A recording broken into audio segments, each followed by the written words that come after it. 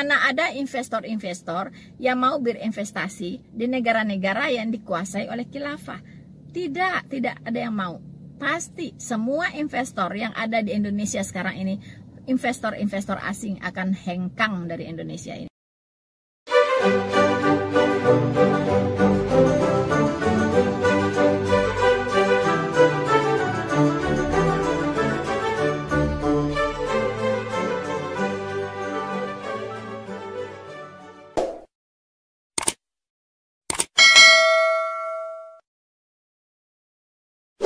Halo saudara-saudaraku yang terkasih di dalam Tuhan. Bertemu kembali dengan saya Rina Solihin dalam channel Rina Menjawab. Teman-teman, bagaimana kabar Anda semuanya? Saya berharap kita semua dalam keadaan baik dan selalu bersukacita, selalu damai sejahtera melingkupi kita semua. Dulu, sekarang, sampai selama-lamanya. Saudara-saudaraku yang terkasih dalam Tuhan dimanapun Anda berada, di video kali ini saya ingin memenuhi permintaan dari banyak teman-teman supaya saya membahas tentang apa itu konsep khilafah. Karena mereka mengatakan banyak sekali saudara-saudara kita di Indonesia ini yang sebenarnya tidak mengerti apa itu khilafah. Ya kan? Mereka bahkan juga tidak punya akses untuk bisa mengetahui, untuk bisa mendapatkan informasi yang netral tentang khilafah ini, teman-teman. Ya kan? Kemarin saya mendengar beberapa orang yang ditangkap, ada sekitar 900 orang yang diamankan, yang menyelusup ke dalam demonstran dari para mahasiswa yang kemarin berlangsung di Jakarta. Nah, ada 900-an orang. Nah, dan bahkan sebagiannya itu ada juga yang justru tidak tahu ngapain mereka ikut demonstrasi, mau ngapain, apa yang mau dituntut begitu apa yang mau dibawakan, misinya apa, visinya apa, tidak tahu. Pokoknya mereka diberikan uang, kemudian mereka hadir di situ. Itu saja. Begitu, dan banyak. Jangan sampai saudara-saudara kita main hantam kromo, main ikut-ikut saja tanpa memahami, tanpa mengerti akan seperti apa negara ini jika dibawa ke dalam sistem khilafah. Nah, untuk itulah saya mencoba untuk mengambil garis besar, garis besar dari konsep khilafah. Semoga dengan pencerahan ini, teman-teman kita, saudara-saudara kita yang muslim, yang pro kepada khilafah tapi tanpa pengertian dan tidak mengerti apa itu khilafah, semoga dengan pencerahan ini mereka bisa memahami dan berpikir ulang untuk mendukung yang namanya konsep khilafah. Saudara-saudaraku yang terkasih di dalam Tuhan, khilafah itu adalah sebuah gerakan keagamaan. So, khilafah tidak bisa dilepaskan dari gerakan keagamaan. Tidak bisa. Tidak bisa. Khilafah dan keagamaan itu satu paket. Tidak bisa dipisahkan. So, teman-teman, jadi khilafah adalah sebuah gerakan keagamaan yang dipahami sebagai konsep kenegaraan yang berdasarkan syariat Islam dan pemimpinnya disebut khalifah. Jadi teman-teman, sekali lagi, khilafah, konsep khilafah itu adalah konsep keagamaan, gerakan keagamaan. Jadi mau tidak mau, tujuan dari gerakan khilafah itu adalah ingin mendirikan negara yang berdasarkan syariat Islam. Tidak ada definisi lain. Tidak bisa lagi ditarik ke sana dan ditarik ke sini. Definisinya cukup jelas. Misinya sangat jelas, visinya sangat jelas, yaitu ingin mendirikan negara Islam berbasis syariat Islam yang kafah artinya yang benar-benar berdasarkan ajaran Islam. A ya A, B ya B. Tidak ada ditafsirkan yang lain-lain. Konsep tersebut misinya adalah mendirikan negara Islam seluruh dunia. Ya. Jadi Islam di seluruh dunia akan disatukan di bawah satu khilafah, di bawah pimpinan seorang khalifah. Ya, jadi ini kalau dalam Alkitab disebut one world religion. Ya. One world religion itu akan berujung kepada satu agama dunia. Ini sudah dinubuatkan akan berdiri satu kerajaan. Ya, kita bisa lihat di Daniel 2 ayat 41 sampai 43, di mana Daniel menafsirkan mimpi dari Raja Nebukadnezar bahwa akan datang kerajaan, yaitu kerajaan antikristus. Nah, kerajaan antikristus ini itu disimbolkan oleh kaki dari patung yang ada di mimpi Nebukadnezar, yaitu kakinya. Kakinya itu terdiri dari besi campur tanah liat. Besi itu diprediksi adalah Eropa. Ya, Eropa, teman-teman. Sementara tanah liat itu diprediksi adalah kerajaan Islam. Ya. Nah, khilafah itu sedang menuju ke penggenapan ini, teman-teman, yaitu penggenapan sebagai tanah liat. Ya, nanti dia akan berkolaborasi dengan negara-negara yang lain juga. Di dunia ini akan mengerucut kedua kutub, ya, yaitu kutub besi dan kutub tanah liat. Mereka bercampur tapi tidak bisa menyatu begitu. Bagaimana ya? Mereka akan bercampur tetapi tidak bisa menyatu. Bagaimana mungkin besi bisa bercampur dengan tanah liat? Itu tidak bisa menyatu, teman-teman. Seperti minyak dengan air tidak bisa menyatu, tapi bisa bersama-sama, ya. Bisa bersama-sama tetapi tidak bisa menyatu. Nah, inilah nanti kerajaan ini kerajaan dari besi dan tanah liat, ya, akan bersama-sama membentuk satu kerajaan akhir zaman, yaitu kerajaan antikristus. Antikristus ada dua pengertian di sini. Pertama, yaitu ingin menggantikan Kristus, ya. Jadi ada orang yang akan mengaku bahwa dia adalah Mesias, bahwa dia adalah Kristus. Begitu, ya. Kemudian antikristus juga berarti menentang Kristus, anti terhadap Kristus, melawan Kristus, menentang Kristus. Begitu, ya. Tetapi pada prinsipnya itu sama, yaitu menentang Kristus yang sejati. Karena itu dia ingin menggantikan Kristus. Begitu. Sama-sama penentangan sebenarnya, teman-teman.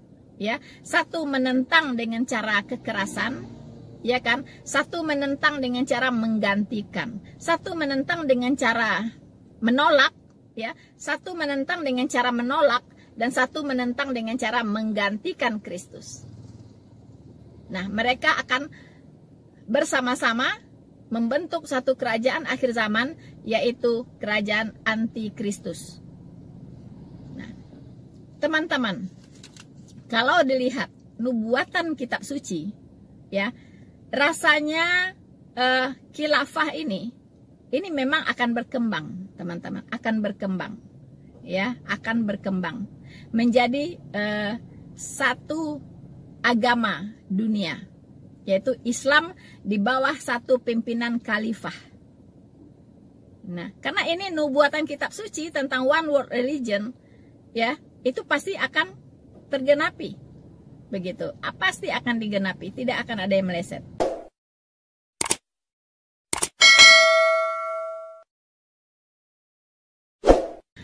Saudara-saudaraku yang terkasih di dalam Tuhan, lalu apa dampaknya bagi Indonesia jika negara kita ini menjadi negara khilafah? Ya. Yang pertama, tentunya Indonesia tidak cocok untuk negara khilafah. Ya. Tidak cocok karena negara kita adalah negara yang beragam, ya, negara majemuk, negara yang memiliki beraneka ragam adat istiadat, beraneka ragam budaya, beraneka ragam agama dan aliran kepercayaan. tidak bisa disatukan menjadi satu agama, yaitu khilafah. Tidak bisa, tidak akan bisa. Dan kalaupun dipaksakan, pasti Indonesia ini akan terbelah. Itu sudah pasti, ya. Di mana daerah-daerah yang mayoritas Kristen atau kantong-kantong Kristen seperti di bagian timur itu tidak akan mau menerima yang namanya konsep khilafah, ya, tidak akan mau. Saya bisa jamin 1000%. Mereka pasti akan memisahkan diri, itu dulu. Jadi ancaman khilafah pertama, Indonesia akan bubar. Itu pasti, tidak bisa terhindari, akan bubar. Ya, mungkin orang-orang Kristen yang ada di daerah mayoritas Muslim itu juga akan eksodus keluar menuju wilayah-wilayah yang mayoritas Kristen. Dan bisa jadi saudara-saudara kita yang ada di kantong-kantong Kristen itu juga akan eksodus keluar dari sana. Jadi sudah memisahkan diri.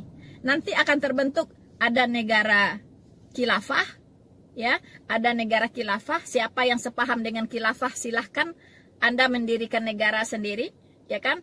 Dan kami orang-orang minoritas Kristen, Buddha, Hindu tidak mau menerima negara khilafah dan tidak akan pernah menerima khilafah. Itu akan membuat negara sendiri. Itu sudah pasti terjadi jika khilafah ini tidak dibendung.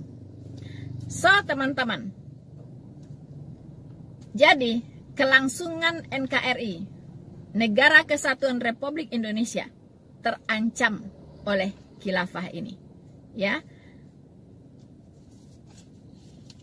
Kita sudah bisa melihat, ya, bagaimana gelombang gerakan khilafah ini sudah terjadi di Indonesia sudah sejak lama sebenarnya, ya. Tapi beberapa waktu terakhir ini semakin terlihat aksi-aksi mereka, teman-teman, ya. Semakin terang-terangan menyatakan diri, ya. Bahkan para pendukung khilafah juga tidak segan-segan diundang ke channel TV, lalu diajak di sana berdiskusi. Luar biasa ya Indonesia ini, ya. Mereka diberikan tempat, diberikan wadah di negara ini memang, ya. Dan mereka sepertinya dia dipelihara, ya. Jadi mereka dipelihara, teman-teman. Nah, jangan heran kalau banyak terjadi berbagai hal yang tidak diinginkan, begitu, sehingga merusak sendi-sendi berbangsa dan bernegara hari-hari ini. Nah, kita melihat mulai dari perlakuan hukum yang diterima oleh seorang Basuki Cahayapurnama, di mana desakan massa, ya, itu bisa mengintervensi hukum sehingga Ahok dijatuhi 4 tahun penjara, ya, kemudian dapat remisi akhirnya menjalani 2 tahun penjara, teman-teman. Nah, itu pertama. Dan Ahok adalah kelompok minoritas, ya kan. Kemudian kejadian lagi, Meliana, seorang minoritas, meminta suara TOA sedikit dikecilkan, kena 1 tahun 8 bulan. Kemudian MKC merespon penistaan agama yang dilakukan oleh Abdul Somad, bahwa di belakang salib ada jin kafir. Lagi-lagi MKC seorang minoritas divonis 10 tahun penjara. Sementara si penista sendiri, dia kebal hukum, tidak tersentuh hukum. Cukup dengan tabayun dan materai 10.000 selesai, ya kan? Padahal dia adalah troublemaker-nya, begitu, ya. Nah, kemudian Yahya Waloni, top markotok penghujat kekristenan, ya, luar biasa. Kita bisa melihat dari jejak digitalnya, bagaimana dia menista kekristenan sedemikian rupa. Dan MKC itu tidak ada apa-apanya sebenarnya, tidak ada seujung kuku dari Yahya Waloni, tetapi hanya 5 bulan penjara. Luar biasa, ya. Walaupun dia minoritas, tetapi dia sudah menjadi bagian dari mayoritas karena dia mu'alaf, begitu, ya. Sementara MKC itu adalah minoritas, 10 tahun penjara. Entah apa dasar yang dipakai oleh hakim ini. Tapi jangan khawatir, hakim itu berhadapan ya dengan Tuhan langsung, dan dia harus mempertanggungjawabkan keputusannya di hadapan hakim dari segala hakim, yaitu Yesus Kristus nantinya. Tidak bisa lepas, tidak bisa lepas. Bisa jadi hukumannya di dunia ini dan di akhirat tentu sudah pasti. So, saudara-saudaraku, belum beres MKC, kemudian Dokter Terawan, juga seorang minoritas, ditendang dari ID. Kita sudah tahu bagaimana benang merahnya, dan kita sudah tahu tidak jauh-jauh. Kita tahu Saifuddin Ibrahim, ya, sekarang masih dijadikan buron karena meminta 300 ayat yang ada di dalam Al-Quran yang diprediksi bertendensi untuk memicu radikalisme, intoleransi, dan terorisme, ya.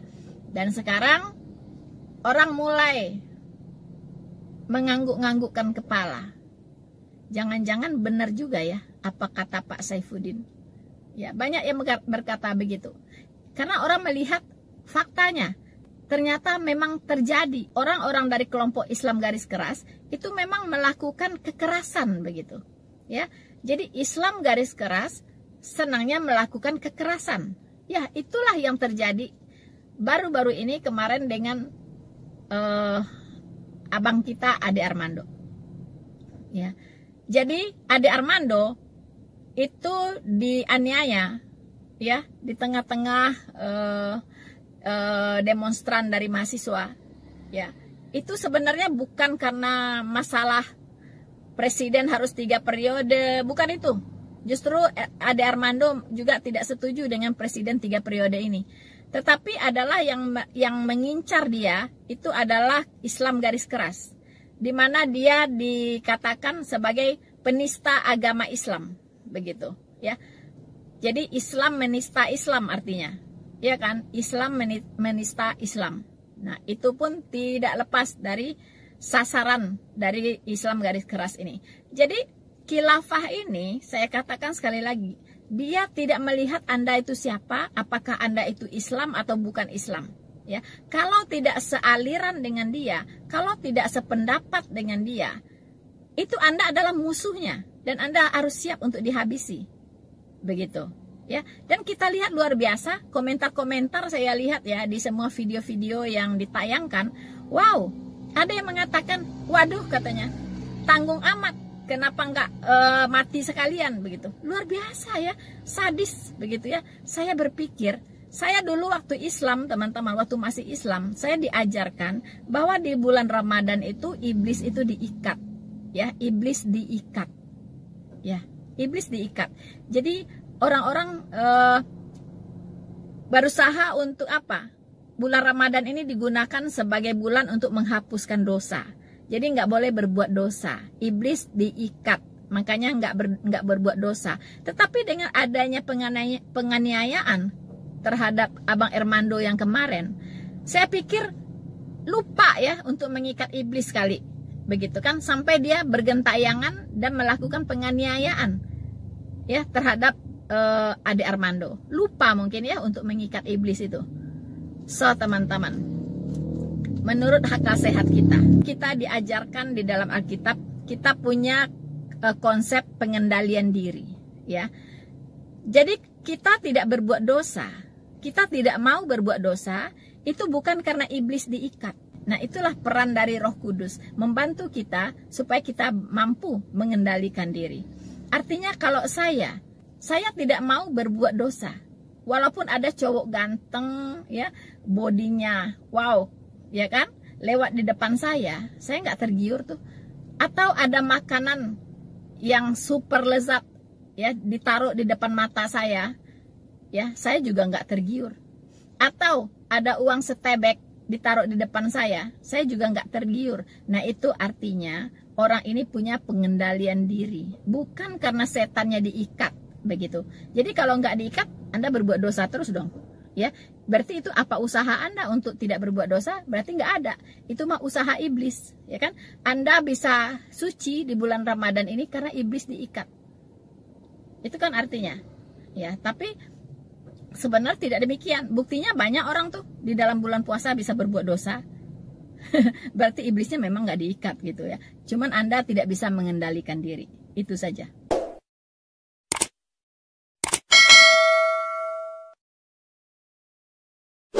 So, saudara-saudaraku yang terkasih di dalam Tuhan, dampak dari sistem khilafah kalau berdiri di Indonesia ini, dibiarkan berdiri di Indonesia ini, ya, selain tadi mengancam NKRI, keutuhan negara Republik Indonesia, dengan kata lain pasti bubar, ya, NKRI pasti bubar.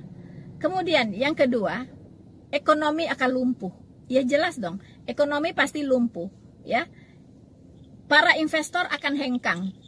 Mana ada investor mau berinvestasi di negara-negara yang dikuasai oleh khilafah? Mana ada investor-investor yang mau berinvestasi di negara-negara yang dikuasai oleh khilafah? Tidak ada yang mau.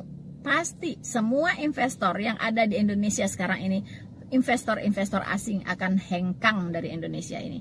Akhirnya banyak pengangguran. Kalau pengangguran banyak, maka kejahatan, kriminalitas akan meningkat.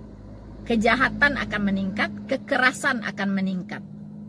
Bisa Anda bayangkan, ya, seperti apa kondisi dari Indonesia ini, ya. Belum lagi orang-orang investor-investor lokal yang non-muslim. Rata-rata investor di Indonesia ini itu non-muslim, ya kan?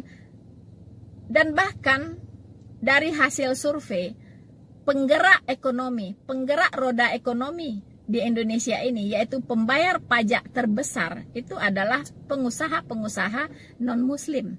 Ya, Anda boleh cek perusahaan-perusahaan besar, ya, siapa ownernya, Anda boleh cek. Pabrik A, pabrik B, pabrik C, Anda boleh cek siapa ownernya. Rata-rata non-muslim. Nah, mereka pun pasti hengkang. Mereka akan menutup pabriknya, kemudian dia akan pindah ke daerah yang non khilafah, yang aman, yang tentram, ya. Lalu pengangguran akan bertambah. Akhirnya kejahatan meningkat. Kalau perut lapar bagaimana sih? Ya kan? Pasti emosionalnya tinggi. Kemudian berbuat apa saja tanpa berpikir panjang, yang penting saya bisa makan, begitu.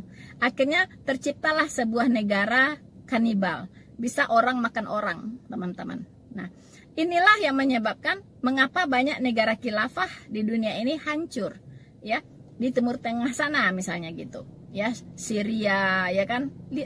Lihat saja negara-negara yang dikuasai oleh khilafah, omong kosong bisa sejahtera. Ya, jadi kalau ada janji-janji bisa sejahtera, omong kosong, ya kan? Buktinya yang ada adalah hancur lebur, ya. Jadi jangan percaya, ya, kepada janji. Harus lihat fakta. Faktanya seperti apa. Nah, lalu ada yang bilang, kok Malaysia negara Islam, Brunei negara Islam, kemudian apalagi Abu Dhabi itu maju tuh, ya kan, negara Islam.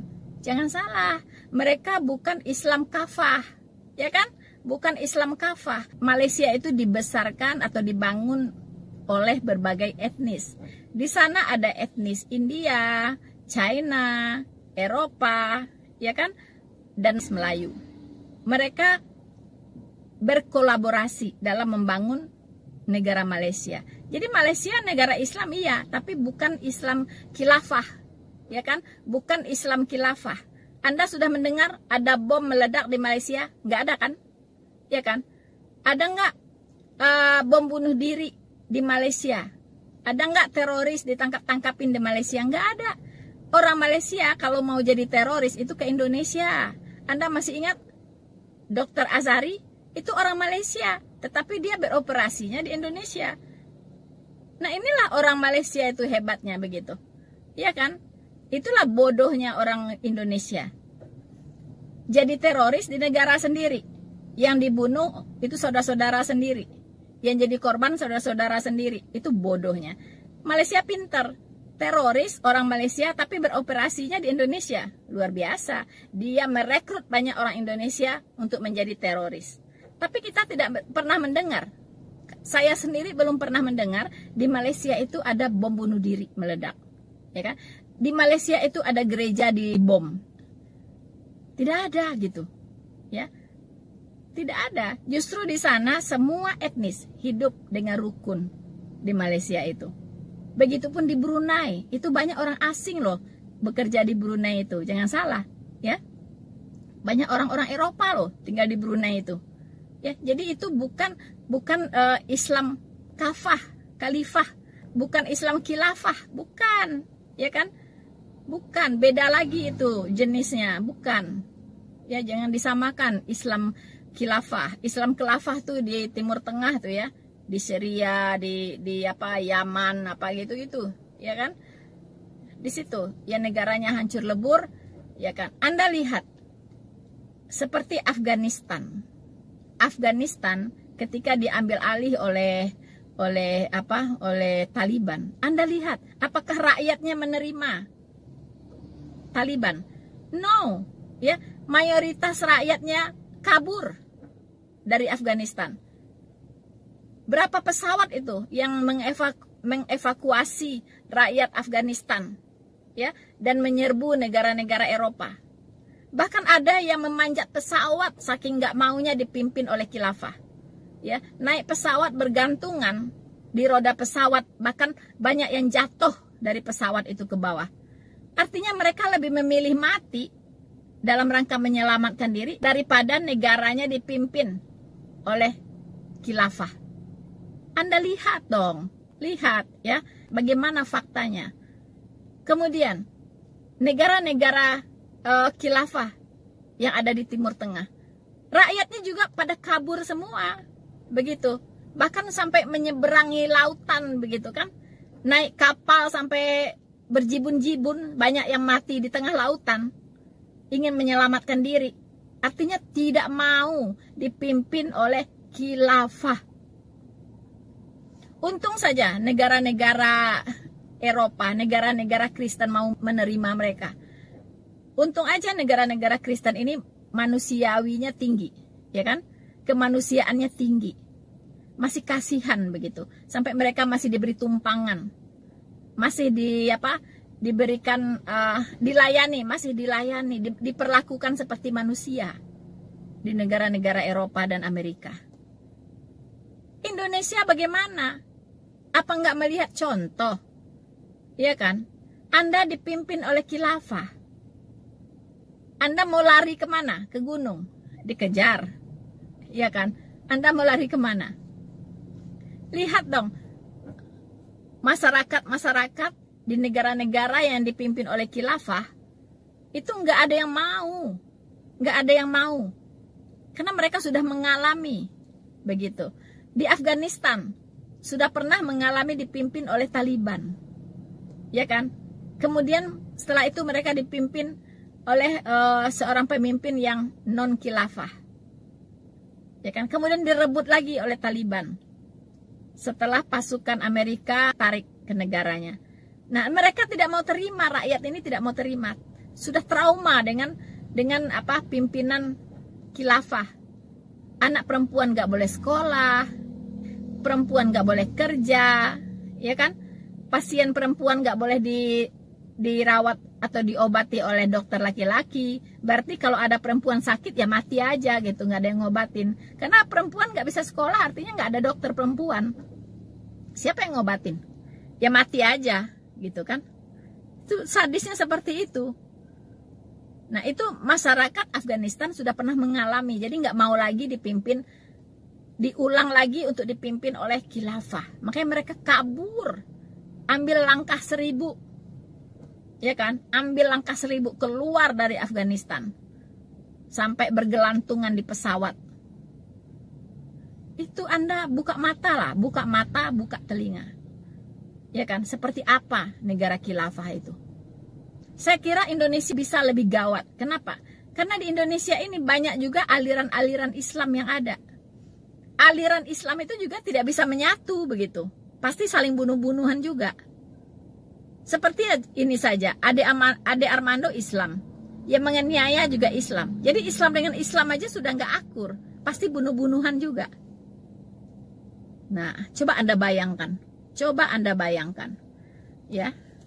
Kemudian sektor jasa itu akan mati semua kalau khilafah memimpin di Indonesia ini. Mengapa? Karena yang banyak bekerja di sektor jasa itu perempuan. Kalau perempuan tidak boleh bekerja, ya mati. Sektor jasanya mati. Bisa Anda bayangkan? Iya kan? Nah, lalu jadi apa? Jadi seperti apa? Nah, itulah ya akibat-akibat dari sistem khilafah, ya, yang akan merubah Indonesia ini 360 derajat. Kemudian dalam konsep khilafah itu pemerintahannya itu sifatnya adalah monarki absolut, ya, artinya kekuasaan absolut, ya di bawah pimpinan khalifah. Hanya satu pimpinan, yaitu khalifah, dan kekuasaannya absolut, tidak bisa diganggu gugat. Anda bayangkan kalau Indonesia ini di bawah khilafah, maka semua partai bubar. Negara khilafah tidak mengenal partai, tidak ada tuh, ya, tidak ada partai-partaian. Anda tahu, ya, bagaimana PDIP dengan Ibu Puannya? Bubar, ya. Ibu Puan nggak punya PDIP lagi, bubar, ya kan? Bagaimana Caimin dengan PKB-nya? Bubar, bubar, ya kan? Kemudian bagaimana AHY dengan Demokratnya? Bubar, nggak ada lagi Demokrat, nggak ada Demokrat, ya.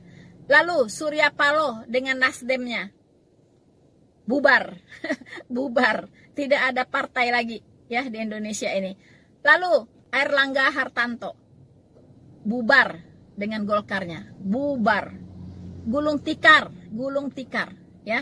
Kemudian PSI, ya, dengan Giring Ganesanya, gulung tikar, ya, nggak ada PSI lagi, ya. Adios, vertis, ya kan? Close dengan PSI-nya. Kemudian ada lagi P3, ya, dengan Soeharto Monoharfa dengan P3-nya juga gulung tikar. Walaupun Islam, tapi tidak ada lagi partai. Begitu. Kemudian PAN, Zulkifli Hasan, ini juga bubar. Walaupun juga partai Islam, tidak. Ya, hanya satu, ya, pimpinan, yaitu khilafah. Ya, di bawah pimpinan khalifah. Satu. Tidak ada partai. Tidak ada partai-partaian lagi. Bubar. Anda bisa bayangkan. Apakah mereka semua mau dibubarkan? Pasti tidak terima untuk dibubarkan. Ya, karena tidak terima, akhirnya apa? Bunuh-bunuhan. Itu yang terjadi. Bunuh-bunuhan. Bisa bayangkan? Wahai rakyat Indonesia, buka mata Anda. Buka mata dan telinga Anda. Ya. Bayangkan apa yang saya katakan ini, poin-poin yang bisa terjadi, ya, hal-hal yang bisa terjadi jika khilafah menguasai Indonesia ini, ya. Kemudian kita tahu, ya, pemerintah sudah melakukan satu hal yang luar biasa, ya, yaitu membubarkan HTI dan FPI. Tetapi sayangnya organisasinya bubar, tetapi ideologi mereka tidak bubar, Pak Jokowi. Ideologi mereka tidak bubar. Justru semakin menjamur. Iya kan? Semakin menjamur, semakin menguat ideologi mereka. Nah, seharusnya para kader-kader dari HTI dan FPI itu diberikan pendidikan re-radikalisasi seharusnya, ya. Itu harus direhabilitasi, ya. Mereka harus direhabilitasi, ideologinya direhabilitasi, ya. Karena kalau ideologinya tidak berubah, bahkan semakin menguat, itu nggak ada efek walaupun organisasinya dibubarkan, ya. Harusnya para pendukung, ya, pentolan-pentolannya, ya, para pimpinan-pimpinannya, para pusat pengaruh dari HTI dan FPI ini itu deradikalisasi dan dilakukan rehabilitasi pemahaman atau ideologi, ya, menanamkan nilai-nilai Pancasila pada mereka, begitu, karena mereka para penentang Pancasila. So teman-teman, terakhir saya akan bertanya nih kepada para pendukung negara dengan konsep khilafah. Saya bertanya ke para anak bangsa, apakah Anda setuju dengan konsep khilafah untuk Republik Indonesia ini? Ada yang menjawab ya. Ketika dia menjawab iya, saya akan tanya lagi, apakah Anda bersedia jika adik perempuan Anda tidak boleh sekolah? Mungkin banyak yang tidak bisa terima, ya kan? Apakah Anda bersedia ketika ibu Anda sakit keras, tidak boleh ditangani oleh dokter spesialis yang laki-laki, dan bisa jadi ibu Anda meninggal? Karena jangan salah teman-teman, di dalam kedokteran itu ada namanya spesialis yang dikelompokkan kepada mayor, spesialis yang dikelompokkan kepada minor, ya kan? Spesialis mayor itu rata-rata banyak itu laki-laki, seperti yang berhubungan dengan bedah, ya kan? Nah, kalau perempuan sakit dan harus dioperasi, harus dibedah, dokter spesialisnya ada tuh laki-laki, ya kan? Adanya laki-laki, dokter perempuan nggak ada, begitu. Nah, bagaimana itu? Ya artinya Anda harus merelakan ibu Anda mati karena tidak ada yang menangani, begitu kan? Nah, begitu, ya. Lalu Anda menerima negara khilafah, Anda siap tidak? Istri Anda kalau diminta, Anda harus serahkan. Mungkin Anda punya istri yang cantik, ya kan? Atau Anda punya adik-adik yang cantik, lalu mereka minta adik Anda atau istri Anda untuk melayani nafsu seksnya. Anda siap untuk menyerahkan? Siap. Kalau tidak siap, jangan jadi pendukung khilafah. Kalau Anda mendukung khilafah, semua konsekuensinya harus Anda terima. Begitu. Ya. So, teman-teman. Jadi, mumpung belum kejadian, ya. Mumpung kita masih ada waktu untuk berjuang, untuk menahan pergerakan dari gerakan khilafah yang sekarang ada di Indonesia. Mari kita sama-sama berjuang. Mari kita sama-sama mencerdaskan rakyat Indonesia, ya. Karena lawan kita bukanlah darah dan daging. Lawan kita adalah penguasa-penguasa kegelapan yang ada di dunia ini. Yang bisa kita lakukan adalah mengedukasi rakyat Indonesia supaya lebih cerdas, supaya tahu, ya, Anda itu mau ngapain gitu, ya. Kalau Anda melakukan itu, kalau Anda mendukung khilafah, akan bagaimana hidup Anda di dalam sebuah negara khilafah? Ya, resiko-resiko apa yang akan Anda terima? Ancaman-ancaman apa yang akan Anda dapatkan? Seperti apa Anda akan hidup di sebuah negara khilafah? Lalu akan seperti apa Indonesia ini jika dipimpin oleh khilafah? Tadi saya sudah berikan sedikit gambaran, ya. Semoga teman-teman bisa merenungkan itu, membayangkan itu seandainya itu terjadi, dan bersikaplah. Mumpung belum terlambat. Jika kita mencintai Indonesia, jika kita mencintai saudara-saudara kita semuanya, berhentilah mendukung khilafah.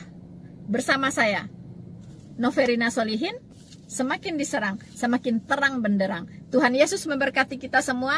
Maranatha.